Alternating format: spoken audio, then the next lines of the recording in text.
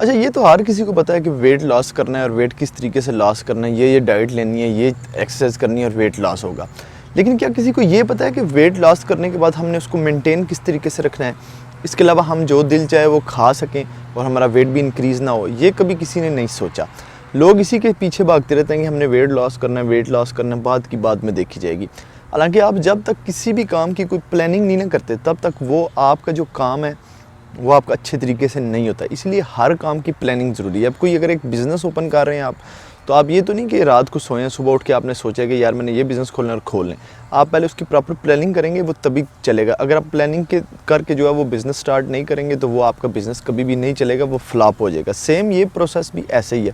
اب بہت سے لڑکیاں لڑکے کیا کرتے ہیں کہ آج کوئی 100 کلو کا، کوئی 90 کلو کا بندہ ہے، وہ سوچے گا یار میں نے ڈائٹ کرنی اور اپنا ویٹ کم کرنا ہے. کیا کرے گا؟ وہ کل سے بھوکھا رہنا شروع ہو جائے گا. پہلے تو 1-2 دن وہ اتنا بھوکھا رہے گا کہ جس کی کوئی انتہا نہیں ہے. اس کے بعد کیا ہوگا کہ وہ ظاہری بات ہے اس کو بھوک اس سے برداشت نہیں ہوگی، وہ پھر تھوڑا تھوڑا کھانا شروع کرے گا. مطلب کہ وہ زیادہ تر بھوک رکھ کے لیکوڈ ڈائٹس کر کے، اس طرح کی اوٹ پٹانگ ڈائٹس کر کے جو ہے وہ اپنے آپ کو کم کرے گا. اب دیکھیں ویٹ تو اس کا کم ہوگا، ظاہری بات ہے بھوکھا رہ رہا ہے، ویٹ تو کم ہونا ہے، باڈی کو انرجی چاہیے، باڈی فیٹ سے لے گی. لیکن اس ویٹ کو کم ہونے کے ساتھ ساتھ یہ ہوگا کہ آپ کو ویکنس سٹارٹ ہو جائے گی. اس کے علاوہ آپ کی ہڈیوں میں درد ہونا شروع ہو جائے گا، آپ کے وائٹامنس بالکل ڈراپ ہو جائیں گے، آپ کے کاربز، آپ کی کیلریز، آپ کی پروٹین بالکل ڈراپ ہو جائے گی. آپ کو انٹرنلی اتنے آپ کے معاملات خراب ہو جائیں گے جو کہ آپ کو 2 سے 3 ماہ بعد پتہ چلیں گے کہ میرے ساتھ کیا ہوا ہے. تو مختلف قسم کے لوگ پھر سٹوریز سنا رہے ہوتے ہیں دوسرے کو، یار میں نے ایسے ڈائٹ کی تھی، میرے ساتھ یہ مسئلہ ہو گیا تھا، یہ مسئلہ ہو گیا تھا، یہ مسئلہ ہو گیا تھا. اب آپ نے اس مت کو غور سے سمجھنا ہے کہ یہ جو مطلب آپ ویٹ تو کم کرتے ہیں، کوئی دوبارہ انکریز کیوں ہوتا ہے. اگر آپ اس کو اچھے طریقے سے 2 مہینے کی بجائے آپ 4 مہینے میں ویٹ کو کم کر لیں تو دوبارہ گین نہیں ہوگا آپ کا ویٹ.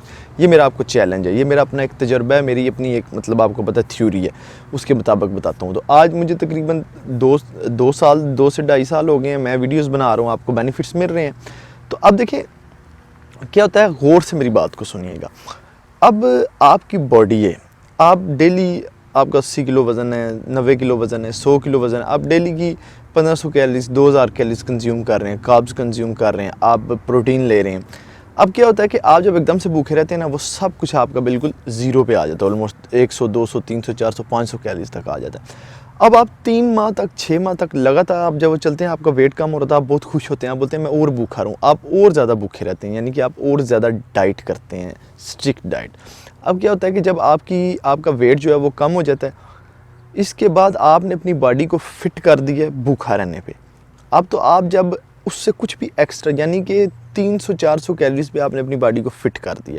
اب آپ نے ایک براؤن بریڈ کا پیس کھایا نا، آپ کی باڈی کو لگے گا یہ ایکسٹرا ہے، اس کو فیٹ میں سٹور کر دے گی. ایسے کیا ہوا کہ جو ہی آپ نے ڈائٹ اپنی تھوڑی سی جو ہے وہ خراب کی، 1 دن 2 دن 3 دن خراب کی، آپ کا ویٹ دوبارہ سے انکریز ہونا شروع ہو جائے گا. اس لیے آپ کو یہ چاہیے کہ آپ اپنی باڈی میں کاربز، کیلریز اور جو پروٹین ہے وہ صرف آپ کو 1 دن لگتا ہے کاؤنٹ کرنے کا. وہ 1 دن آپ کاؤنٹ کریں، کاؤنٹ کر کے وہ آپ 1 منتھ کے لیے کریں، اس کو 2 منتھ کے لیے کریں. پھر آپ کو پتہ ہونا چاہیے میں نے اتنی کیلریز کم کی ہے، اتنے کاربز کم کی، اتنے پروٹین کم کی ہے، مجھے یہ مسئلہ ہو سکتا ہے، یہ مسئلہ ہو سکتا ہے. تو اگر آپ اس طریقے سے چلتے ہیں نا تو آپ کا ویٹ کبھی بھی انکریز نہیں ہوگا. یہ میری آپ کو گارنٹی ہے، کبھی بھی آپ کی باڈی فیٹ سٹور نہیں کرے گی. آپ اپنی باڈی کو اس قابل بنا لیں کہ آپ کی باڈی فیٹ نہ سٹور کرے، ویٹ نہ گین کرے. جب آپ یہ سارے متھ جو ہے وہ اپنے اوپر اپلائی کر لیتے ہیں تو یہ پھر ہو ہی نہیں سکتا کہ آپ کا ویٹ انکریز ہو.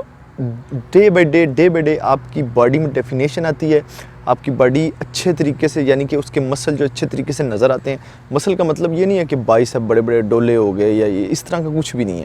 مسل سے مراد یہ ہوتا ہے کہ ایک فزیک ہوتی ہے، ایک لک ہوتی ہے، وہ ہر انسان میں ہوتی ہے. جس کے مسل سٹرونگ ہوتے ہیں وہ انٹرنلی بھی سٹرونگ ہوتا ہے اور ایکسٹرنلی بھی سٹرونگ ہوتا ہے. آپ کو میں نے آج کی اس ویڈیو میں یہ مت سمجھایا کہ آپ نے کس طریقے سے اپنی چیزوں کو مینٹین کرنا ہے تاکہ آپ کا ویٹ انکریز نہ ہو. دیکھیں یہ جو ہے نا، یہاں پہ ویڈیو ختم نہیں ہو جاتی، اس پہ اور بھی بہت ساری ویڈیو بن سکتی ہیں. اگر آپ چاہتے ہیں کہ اس پہ مزید ویڈیوز آئیں، کیونکہ آپ کو یہ کوئی بھی نہیں بتاتا کہ آپ نے اپنے ویٹ کو جو ہے وہ کس طریقے سے مینٹین کر کے رکھنا ہے، تو آپ نے کمنٹس پہ مجھے مسٹ بتانا ہے کہ اس پہ ویڈیوز بنائیں. تو میں اس پہ پارٹس بناؤں گا، 8 سے 10 پارٹس جو ہے وہ میں اس پہ لے کے آؤں گا تاکہ آپ کا ایک سینس بن جائے، آپ کی نا آپ کا ایک مائنڈ بن جائے کہ میں نے day by day daily basis پہ جو ہے وہ کتنی کیلریز کو زیادہ کر کے کم کرنا ہے. اگر میں نے پیزا کھانا چاہ رہی ہوں تو میں پیزا بھی کھا لوں، اگر میں کل برگر کھانا چاہ رہی ہوں تو وہ بھی کھا لوں. تو آپ کو پھر ایک آئیڈیا ہو کہ میں نے کل اس طریقے سے اس کو مینٹین کرنا ہے، پھر میں نے یہ چیز کھانی ہے، یہ چیز کھانی ہے، پھر یہ ساری چیزیں ملا کے میں اپنی باڈی کو اچھے طریقے سے مینٹین رکھ سکتی ہوں یا رکھ سکتا ہوں. تو اگر آپ چاہتے ہیں کہ اس پہ پارٹس آئیں تو کمنٹس میں لازمی بتائیے گا پارٹس ہیں، کیونکہ دیکھیں اگر آپ کے انٹرسٹ میں کوئی ویڈیو ہوگی تو میں وہی بناؤں گا، ادروائز ویڈیو بنانے کی ضرورت نہیں ہوگی۔